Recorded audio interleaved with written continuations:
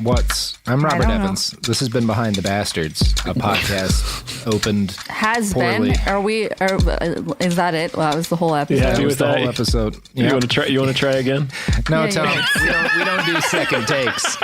The amateur operation you run, you might do things like second takes and proper introduction. God, no. But here we just go, what's atonally, and then trail off for several seconds of dead air.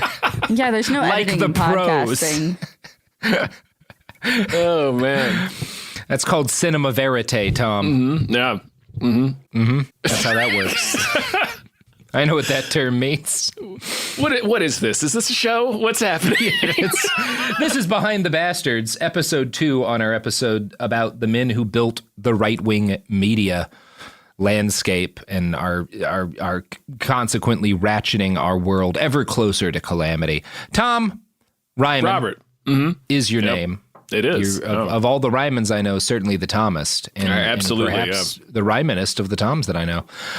Tom, you are co-founder, co-host of the Gamefully Unemployed Podcast Network, which people Allegedly, can find on Patreon. You write for Collider, and you are about to listen to a lot of really, really unpleasant clips of people that are just not very nice. I woke up this morning and I was thinking, man, I hope before the sun sets on this day, I get to hear a bunch of shitheads have terrible opinions. Tom, I heard your prayers, and I am here to answer them. I texted them to you. You do that every with night. all of my prayers. I just text them to you. Yeah, and they're usually a lot more erotic than this, but I'll take it. Tom, it would take years, by some counts more than a decade, before Joe Pine would have a true successor. He was so far ahead of his time that it was not until the 1980s, he died in 1970, that the media landscape was truly ready for someone to pick up the... Torch seems like the wrong word. Like the No, it burning seems like cross. the right word. Yeah, it is. It seems is. like but the the tiki correct torch. word. Yeah. The first man to follow in his wake was Wally George. Have you heard of Wally George? No, and I'm usually pretty up on my Wallies. So Yeah, no, he's not. Of all the Wallies, but one of the most consequential of the Wallies. So George Walter Perch was born on December 4th, 1931, in Oakland, California. His father owned a small shipping company. His mother, Eugenia, had been a vaudeville performer and a child actress in Hollywood. She'd starred in westerns opposite cowboy actors whose names have apparently been forgotten to time because they were not Val Kilmer and Tombstone, so who gives a shit? Wally spent most of his childhood in San Mateo, but when he was in high school, his parents divorced, and his mother moved to Hollywood where he finished his education. Tom, who was the sheriff in Deadwood? Timothy Oliphant. Yeah, Timothy Oliphant. That's the other one. That's the other cowboy. Val Kilmer, Timothy Oliphant. That's all That's you it. need. Those are the only That's two all cowboys. you need, Sam baby. Elliott. Sam Elliott. Yeah, of course, Sam Elliott. So, you're talking about Sam Elliott in The Hunt for Red October because he's honorarily a cowboy, even though he never got to live out his Montana dreams, right? Yeah. That's it? No, that's Yeah. Sam Neill. That's Sam Neill. Jesus Sam Neill, Christ, yeah. Tom. Jesus Christ. Jesus Christ. How did I do that? Those are two very different dudes. Extremely. No, I'll say this. I'll bet Sam Elliott appreciates ducks too. Sam Neill has a duck that's his best friend. I bet Sam Elliott has loved a duck or two in his life. Cared for a duck. Those eyes look like a duck has brought a twinkle to them once or twice. Yeah. for Have to sure. have been. You can't Yeah. smile the way Sam Elliott smiles unless you've been friendly with a duck. Yeah, there's a duck in that life, I can tell. There's a duck in that man's heart somewhere in there. So Wally spends most of his childhood in San Mateo, but when he's in high school, his parents divorce, and that's not common in the 40s, right? It's got to be not a great marriage for that to be happening in the 40s. Alternatively, maybe it's two parents who are uncommonly aware of how bad a toxic union can be for a kid. I don't really know what the case was. I'm going to guess it was a really unpleasant situation, judging by the Probably. man Wally George becomes. Yeah. I don't think no fault divorces existed yet in California. So you had to like sue for like a reason. Yeah, you had to fist fight a judge. Yeah, you had to to get that fight to get a divorce. Yeah, yeah. So his mother moves to Hollywood, where he finishes his education. He was immediately drawn to the entertainment industry, obviously.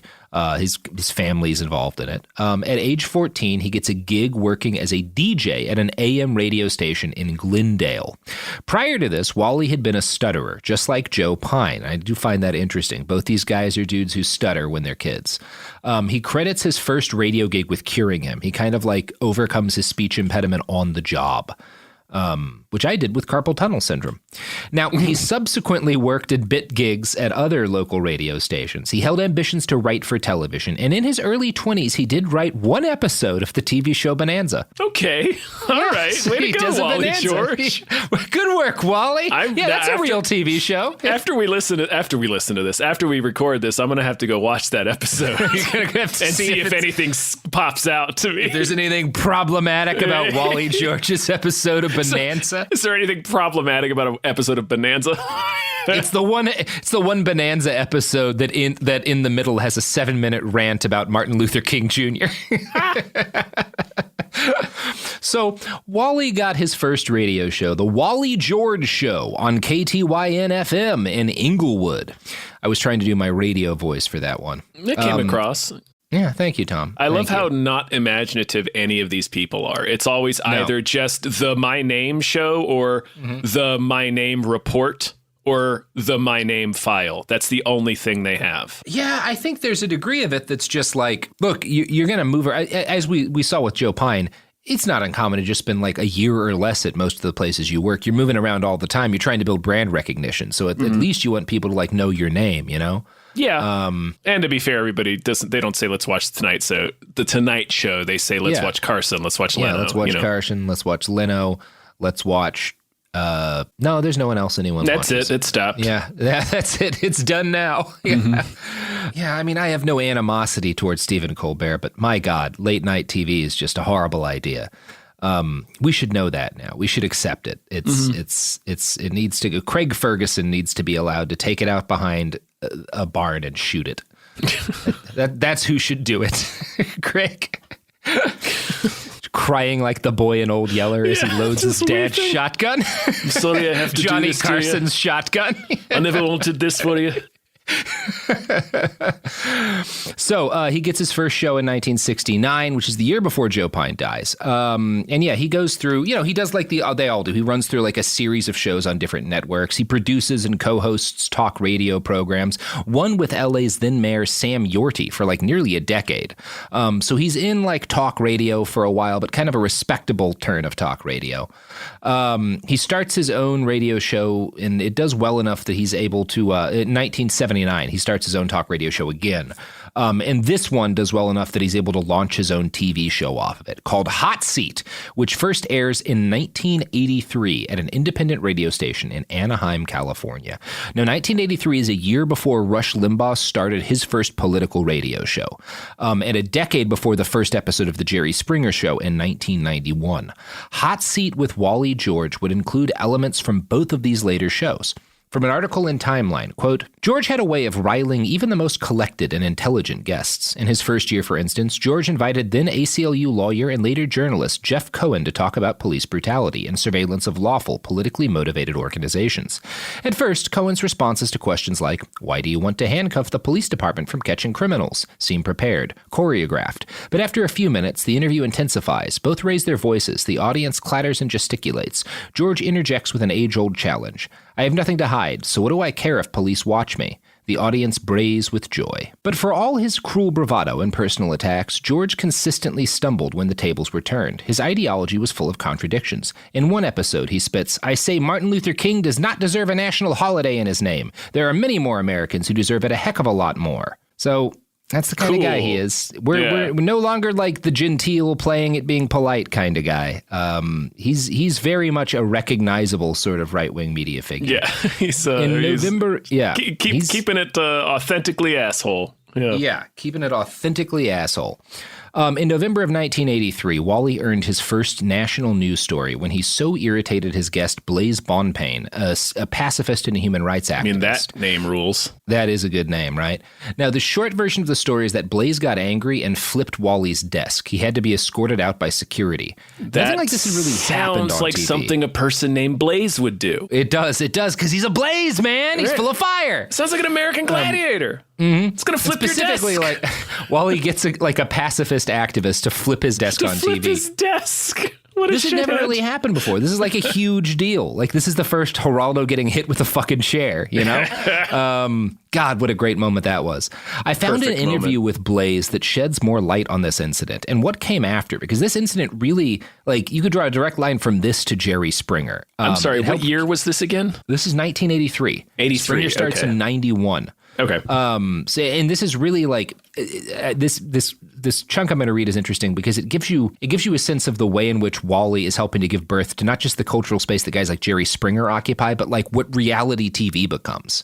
So this is him. This is Blaze talking about what happened after he flips that desk and gets escorted off by security. Quote, he called me, this had to be 1983, and asked if I could come on his program. It was right during Reagan's war in Grenada. In a phone conversation, he seemed just delightful. I was in the background listening to his interviews just before me, a Mexican-American attorney, and Wally was just insulting him with racial slurs and so on, and I was quite irritated just hearing him operate. When it was my turn, I went to the interview, and he had a large group of young people in the audience, and just as he was getting started, I turned towards the audience and I said, I hope you won't go and die as the enemy in a place like Grenada where you're not wanted. He got a little upset when I made that comment. He came over and assaulted me and battered me. He attacked me from behind. It was a little difficult for a long-standing boxer to not respond, but I thought that would be a terrible thing to do.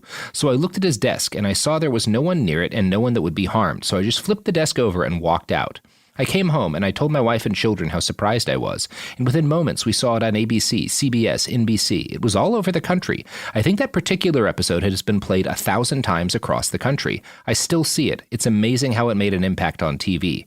There was no staging, however. After the security men ushered me to my car, I went home, and the following morning, Wally called me and said, Blaze, we have a terrific thing going here. We can do this all over the country. I said, Wally, you're a charlatan, and there will be no further interviews. Thank you. You see, like, Wally doesn't believe in shit. No, like, yeah. Wally is just like, yeah, I'll bring this guy. Like, I want him to throw shit. I want to, like, this is great TV. So that's more of the thing that I was talking about last episode, where it's like, is he genuinely getting pulled in this direction, or is he getting pulled in this direction because, like, this makes good TV? And that's like the guiding light of a lot of these chuds, is that they don't actually believe in a lot of things, if anything at all. They just believe in whatever gets them the money, gets them the attention. I think Joe Pine might have believed in things. He certainly fought for something at one point. Wally clearly doesn't. Like, he's just happy to, like, like, he called him the next day like it was a pro wrestling match. Yeah, exactly. Like, yeah, we can do this all over. And this we can turn the country. It's like, what the fuck are you talking about? Joe Pine is, like, not a good person, not a nice person. No. Pretty racist and bigoted, I'm sure, in a lot of ways. Although I doubt excessively for his time, which is not saying anything good about him. It's talking about, like, the white dudes in the 1960s of his generation were pretty fucking racist. But I wouldn't qualify him as a bastard based on, like, the things he intentionally did. Once we're at Wally George, we're in, like, the, like, full bastard territory. Like, sweet. Because Joe Pine is a guy who's, like, willing to do things and, like, judge up controversy, but also can listen to people and like, has something he believes in and is trying to get across. With Wally George, it is pure, I'm into this right-wing shit just because it gets the rage views. It gets people angry, it gets people riled up. I don't care who I have on. I want folks to fight. I just want to, like, tickle people's amygdala and make them angry. Does he start selling brain pills, Robert?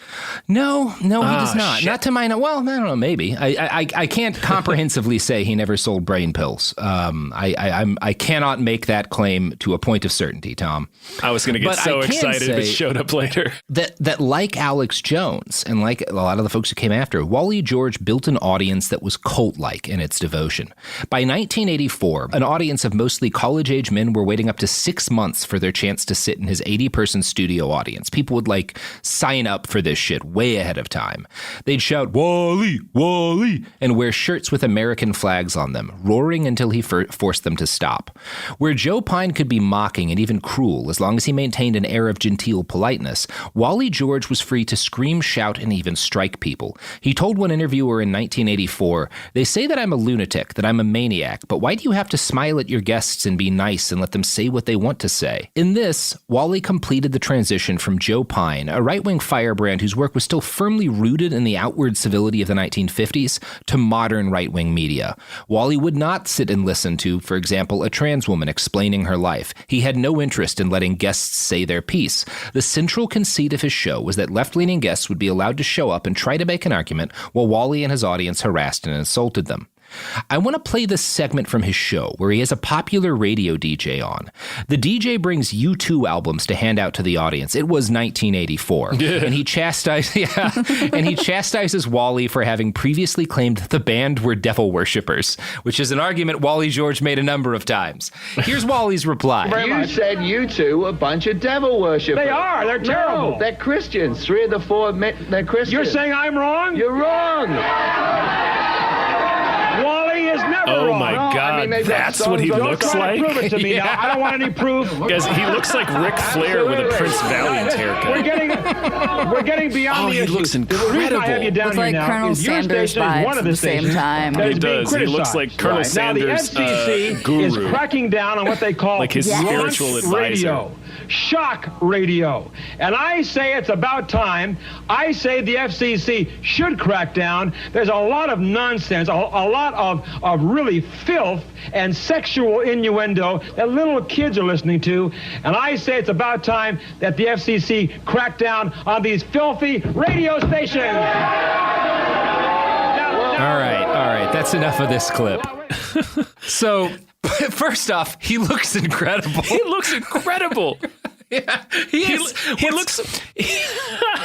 The amazing thing about Wally George He looks like a carnival magician. You watch. He looks like a guy that ties balloon animals.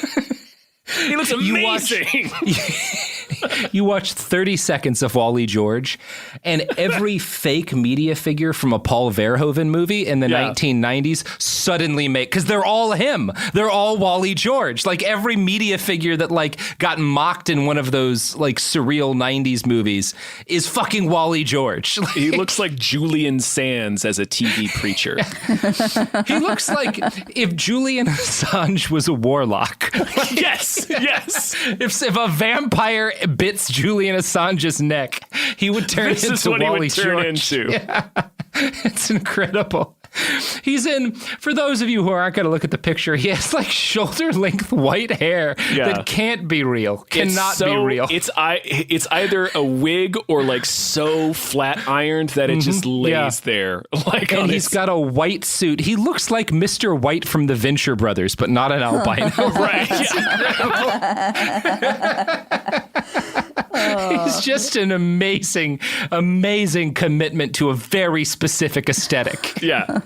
He's like, this is my thing, and I'm just gonna blunt force it on people. I am the 1980s. A third of my body weight is cocaine. He does. He looks like somebody. He looks like the shredder dumped mutagen on a pile of cocaine. Yeah, and that's if the creature cocaine that was a man, that's Wally George. Yeah, if it mutated. So, Tom, here's him talking to Larry Rice, a same-sex marriage advocate and an AIDS awareness activist. Oh boy. Hooray. A gay pride parade. I say it is very offensive. It is very offensive for gays to be running around groping each other in the park. What do you think about that? I don't think it's very fair for you to make fun of people whose lifestyle is not the way you want it to be. And I think it's... Oh, really? I think it's kind of sad, because, they don't hurt you, what they do, and, I'm just saying walking down it's offensive, you stupid nitwit. It's offensive, isn't it? And you're offensive.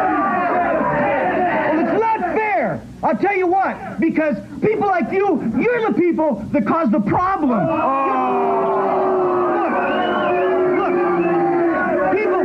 People who are gay,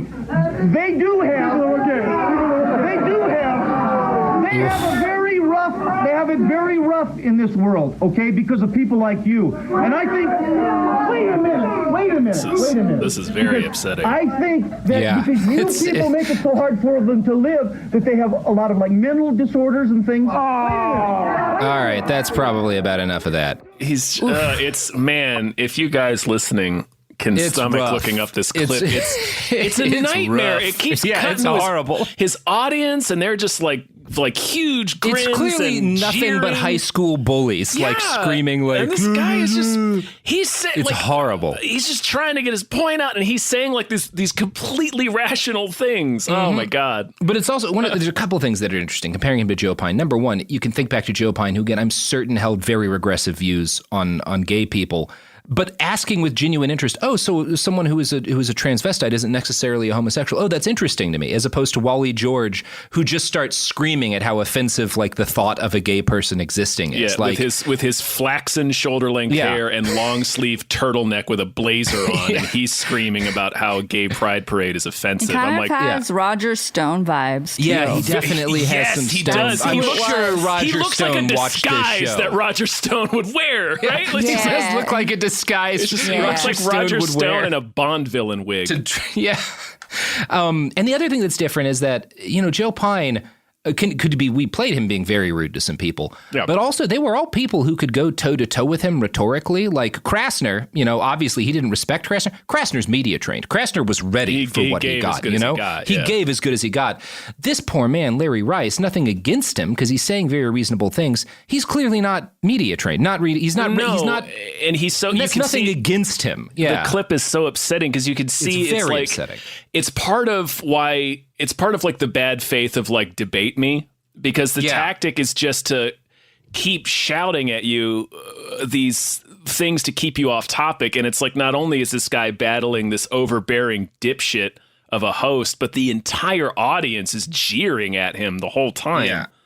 So like, I can't imagine being in that, like, even if you are media trained, being in that situation, it's like, Jesus, like I can't find footing to even make my argument. No one can do well in that kind of an environment. But no. And it's one of those things. I do think that like Joe Pine was someone who did want to debate people and would debate people and would go out of his way to get people who could present themselves well on television, even if what they were saying was like, and I'm not going to say that maybe this was comprehensively true of everything he did, but all of Wally George is like this. It is nothing but this. It's just hate. I want to point out that his little turtleneck matched the wallpaper of his set. It did. It sure did. And then he's got a little behind him is a framed photo of a space shuttle taking off. It just says USA at the bottom. Yeah, it sure does. So his set is like a little boy's room. It is.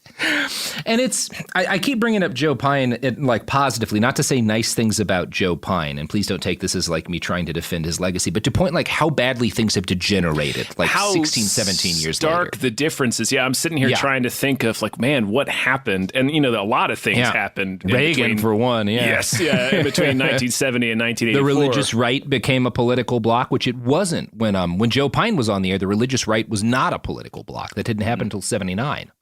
So yeah, it's a very bleak but very clear. He's also slide downhill. He's proto 700 Club too. Just the way he looks. The way he looks. Well, I don't know if he was proto. When did the 700 Club stop? No, that's true. Solid Radio. We're going to Google this. 1966. So he's not proto the 700 Club. I got to give you that. All right. Okay. Yeah. But Tom, you know what did come before the 700 Club, and we'll be there long after. I don't know. Are you going to tell me? The products and services, Tom, that support this podcast. Yep. Wow. Solid throw to add, man.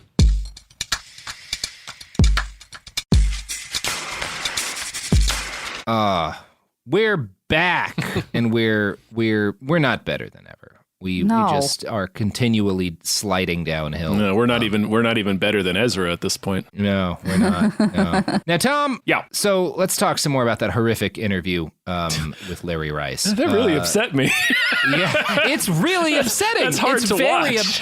And again, it's the kind of thing like you just didn't feel that way listening to the Joe Pine clips, even when he was being a shithead. Yeah, it's not that kind of a bully. It's frighteningly close to a lynch mob. Yeah. Yeah, I think if he'd ordered them, they would have. Yeah, it's really alarming. It's a very upsetting clip to watch. It's really fucked up. Yeah, it's fucked. And it gets a lot worse. And he's dressed like a fucking clown, too. So it's like doesn't... It's like the guy. Joker on vacation. Yeah. Fucking Wally George. That's a clown name. That's a clown shoe name. Wally. Motherfucker. So he goes on in that interview to say, here in the United States, we don't want perverts marrying each other. And then when they start discussing AIDS prevention, he tells Larry, I don't want these gay AIDS carriers to spread their disease to all of us heterosexuals. People like you were spitting at me. I could catch AIDS from you. Just a mountain of shit dressed in a terrible suit. Ugh. Now, when it comes to evaluating the appeal and the impact of Wally George, I think this passage from that Timeline article does about the best job possible. Quote, Hot Seat commodified old white man anger and gave it room to fester. George's fury was the entire point. It gave audiences permission to act out their basest impulses during the conservative Reagan era. The allure of the show was merely having an outlet for anger, period. It was a contractual yelling match with the viewers invited. Yep. That makes sense. Yeah. Kind of feel like that. That all ties together. Seems relevant. Gosh, somebody else really rose to prominence in the 80s. Gosh, who was that? There's Don Imus and Howard Stern. Imus is a big one. Major media figure. Oh, I'm being facetious. Rush Limbaugh, yeah. Limbaugh. Trump. Trump. Yeah, this is the era they're all. This is where all of them dickheads came from. All those real pieces of shit.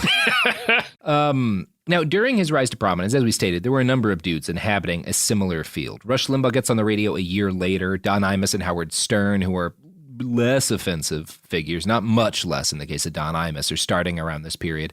But the fact that Wally George worked most prominently on TV, giving his viewers and live audiences an outlet to vent their rage and frustration on human beings, made him unique. In his it's like half a lynch mob, and that's half of the appeal for what Wally George does. Yeah, it's In clear. his 1999 autobiography, he coined the phrase combat TV to describe the thing that he invented. And now that's like all news programs. It's just bleak. One of Wally's most popular guests was a special piece of shit named Tom Metzger, the head of a Nazi organization called White Aryan Resistance. I suppose you could critique him as again, like Joe Pine, platforming a Nazi, and he is kind of doing that. But Wally, I don't know. Wally certainly can't be accused of equivocating on Nazism, because I'm going to play you a clip of that next. All across this great country now in our 11th year, and we have the putrid idiot Tom Metzger on the show. Now he's dressed like a Batman villain.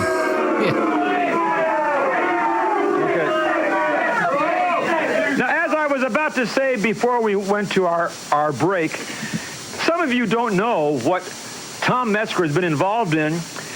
I'm going to go back to that case up in Oregon where some of Tom Metzger's followers went up to Oregon and they beat a black man to death with, don't you applaud that, you idiot? They beat this black man to death with baseball bats, followers of Tom Metzger.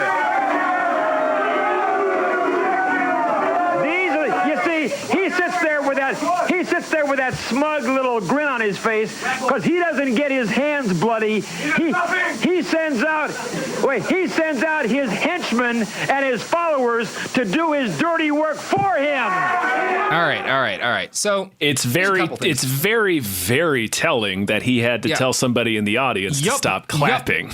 That's exactly right, Tom. That's what I was going to point out. Because he is certainly not, and like to the extent that he platforms Metzger, he's mostly screaming at him. Yeah. But you can see again where things have gone. That he has to stop his audience from clapping at the murder of Huluga Sarah. That you're encouraging is bringing these people in, Wally. It's fascinating, but it's also there's something so bleak about that too, because there are a lot of mostly horrible things you can say about Wally, and I'm sure Tom went on his show because he saw it as a platform. But Wally never for a second pretended that this guy needed to be heard out. He just had him on to scream at him, which again, as bad as Wally George is, makes him better than a lot of right-wing media today. Like, it's even gone downhill since Wally George is the point I'm making. Not trying to like praise Wally George, but it's like the bar has lowered even more than this cesspool. Yeah, and I don't know, maybe like if fucking Richard Spencer he would have heard out. I don't know. He didn't often hear people out, so I don't know that he would have invited anyone on that he couldn't have just screamed at. But yeah, it's a little bleak. That said, he was very happy to capitalize off the outrage that bringing a guy like Metzger on generated. And I certainly don't want to be praising him for yelling at Tom Metzger. He's doing it to make money.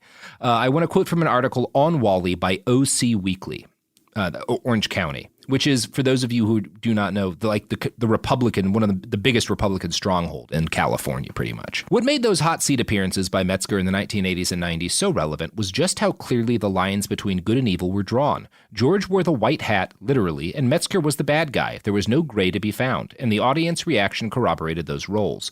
George's last interview with Metzger was around 1992, against the backdrop of that year's LA riots, and George absolutely laid into Metzger. George repeatedly scolded Metzger for being un-American and referred to war as a bunch of dumb Nazis.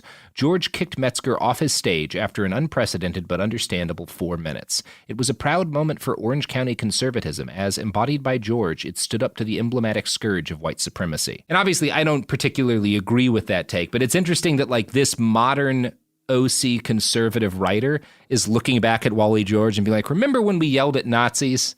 As opposed to marching with them in the streets. Like, I'm not trying to say that this guy's right, because shouldn't be a proud moment for conservatism. Because also he brought him on his fucking show several times. But it's interesting to me that this guy looking at like, because I'm sure he's referring to like these mobs you've had like attacking vaccine sites and fucking WeSpa and whatnot in LA, some of which include fucking Nazis.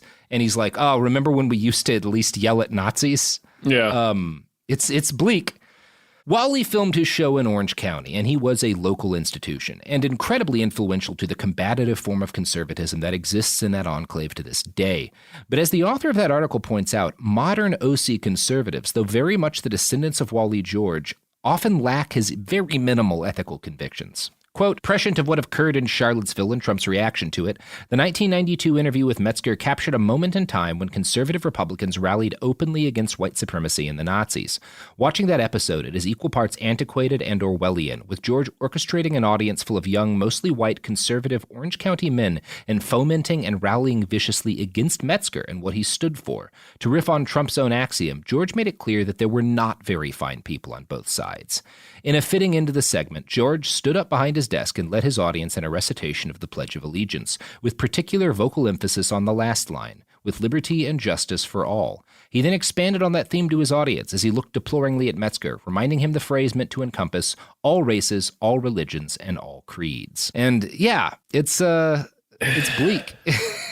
I mean, I feel like Wally's the kind of dude that would have this guy on to scream at him, not because he really personally finds his politics all that distasteful. No, because I don't think he cares about any. I don't think. No.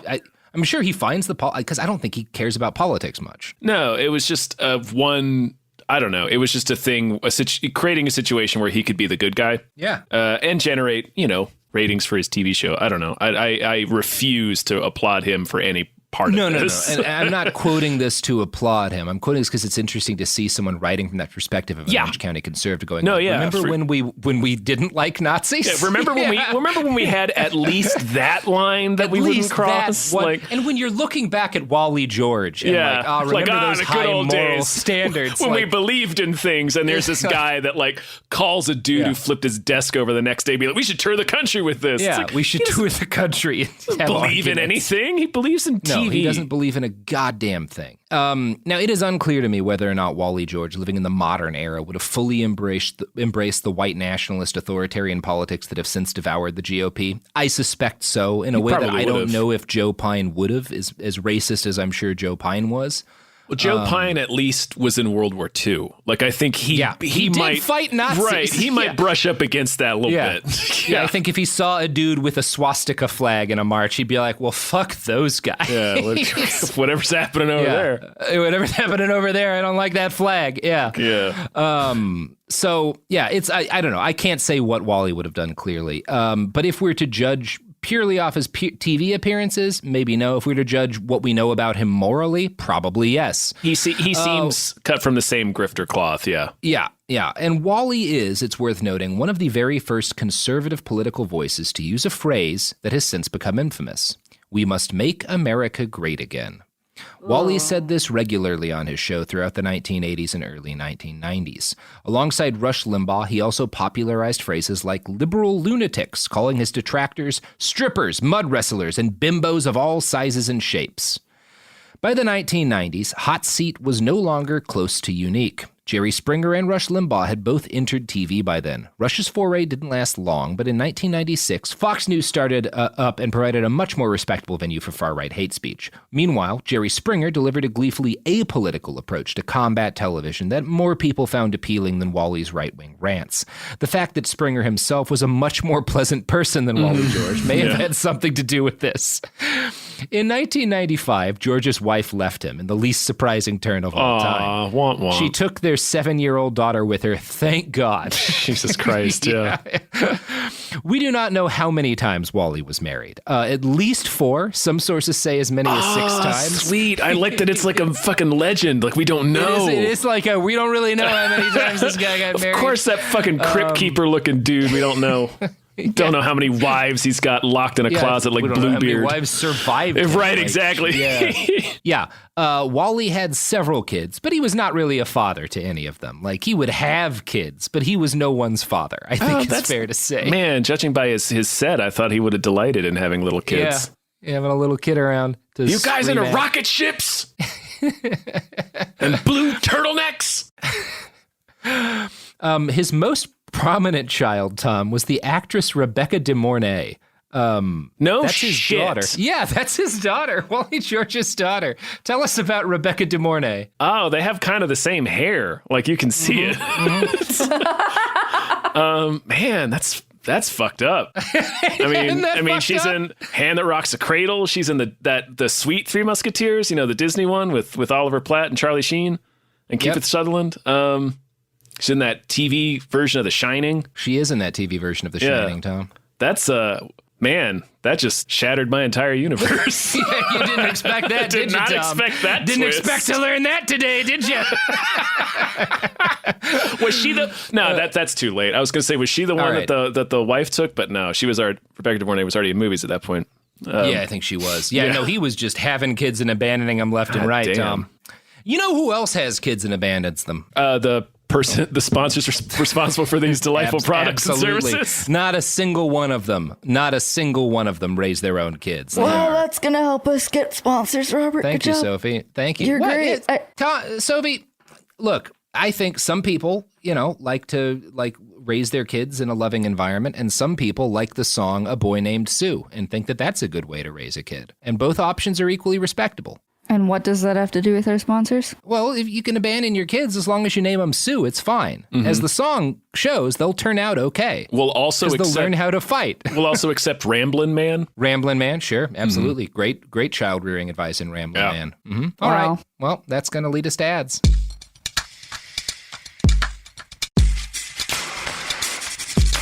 We're back, and we're all just silently appreciating the song A Boy Named Sue, which again contains all of the parenting lessons anyone listening to this will ever need to know. Certainly anyone we're talking about will need. Certainly ever observed. So, Rebecca De Mornay, am I saying her name right? As far as I know. All right. She is, obviously. Yeah. What's she in? What's her big shit? I just rattled. Are you serious? I just rattled them all Tom. off. Okay, well, my brain doesn't work, Tom. Hand That Rocks the Cradle is probably your biggest thing. Right, Hand That Rocks the Cradle. I'm sorry. I'm on drugs. And it's more that I'm mostly sober now. It's more that I was on drugs for 13 straight years.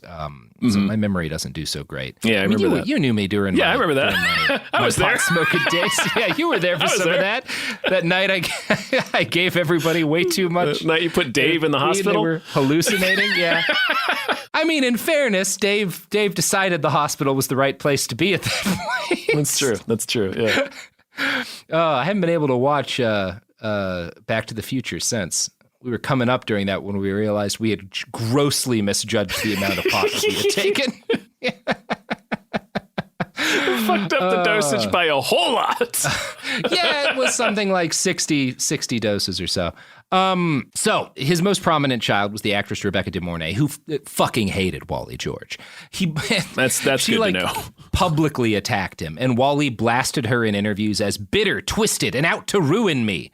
I found an old LA Times article that provides more context to Wally during the downswing of his career. "You know she's my daughter, don't you?" asks George. He can't help basking in the reflected glory of her celebrity status, even while conceding that she grew up in England without knowing him and wants nothing to do with him now. What really bothers me more than anything is that she's given interviews saying I never tried to contact her until after she became a star. It's not true. I embarrass her. She hangs out with left-wing actors like Robert De Niro and Jack Nicholson and Harry Dean Stanton. They don't like me because I've badmouthed Hollywood. They've convinced her I'm bad for her career. I just love that trifecta. It's like Robert De Niro, Jack Nicholson, Harry Dean Stanton. Famed leftists all. Oh, man. It's very funny. In fact, yeah. Sorry, just laughing at that. Yeah, it's very funny. And it's one of those things, like, probably nothing would have maybe saved his career more than if he'd actually, like, made up with his daughter and, like, done a big TV special about it.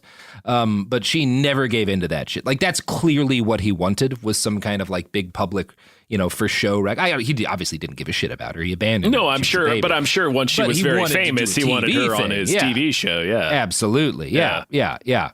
By the mid-1990s, George's audience was too small for the Nielsen Company to rate, which means it reached less than 24,000 households in the Los Angeles area. As a result, in order to chase notoriety and attention, he was forced to find weirder and weirder guests for Hot Seat. One frequent attendee was Oderus Urungus, the lead singer for Gwar. Oderus loved... Tom turns his head. Oderus loved Wally, telling one interviewer, "Honestly, of all the talk shows, we've been on everything from Springer to Joan Rivers to Jimmy Fallon. It was our favorite one. That cheesy little public access show with that weirdo Wally George. He kicked ass on all of those other multi-million-dollar fucking Hollywood TV creation, constructed human being. Yuck. Those people really made me sick." Yeah, fucking Gwar. I mean, I get why a man who dresses up as a monster for a living would enjoy being on Wally George's show. Yeah.